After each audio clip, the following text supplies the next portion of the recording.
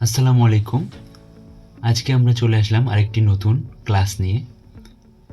আজকে আমরা জানব লুকা দি পেসিওলি কে। লুকা দি পেসিওলি ছিলেন একজন ইতালীয় গণিতবিদ ও ধর্মযাজক। তিনি আধুনিক হিসাব বিজ্ঞানের জনক হিসেবে পরিচিত। তাকে ফাদার অফ অ্যাকাউন্টিং বলা হয়।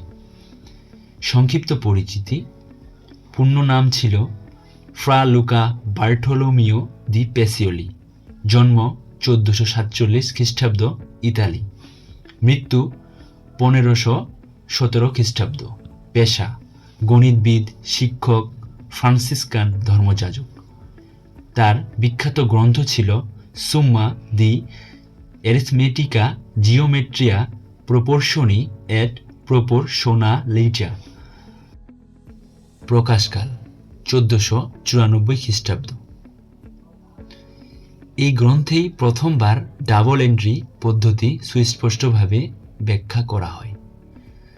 ডাবল এন্ট্রিটা আসলে কি, এটা অনেক ডিটেলস আলোচনা আছে, এটা আমরা পরবর্তী ভিডিওতে জানব। আচ্ছা, কেন তাকে হিসাব বিজ্ঞানের জনক বলা হয়? ডাবল এন্ট্রি সিস্টেমকে নিয়মতান্ত্রিকভাবে উপস্থাপন করেন, জার্নাল, লেজার, ট্রায়াল ব্যালেন্স ব্যাখ্যা করেন, আধুনিক হিসাব বিজ্ঞানের ভিত্তি স্থাপন করেন।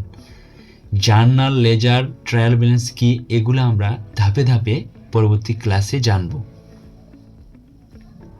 ডাবল এন্ট্রি পদ্ধতির মূল কথা: প্রতিটি লেনদেনে একটি হিসাব ডেবিট, অন্যটি ক্রেডিট। এতে হিসাব সর্বদা ভারসাম্যপূর্ণ থাকে। এখন অনেকের মনে প্রশ্ন জাগতে পারে যে ডেবিট কি, আবার ক্রেডিটটা কি।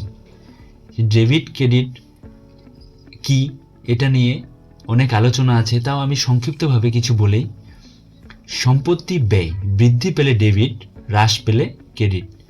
আয়, দায়, মালিকানা সত্ত্ব হ্রাস পেলে ডেবিট, বৃদ্ধি পেলে ক্রেডিট। উপসংহার: লুকা দি পেসিওলি হিসাব বিজ্ঞানের ইতিহাসে এক অমর নাম। তার অবদানের উপর ভিত্তি করেই আজকে আধুনিক হিসাব ব্যবস্থা গড়ে উঠেছে। থ্যাংক ইউ ভিডিওটি দেখার জন্য। আজকে এই পর্যন্তই, দেখা হবে পরবর্তী ক্লাসে। আল্লাহ হাফিজ।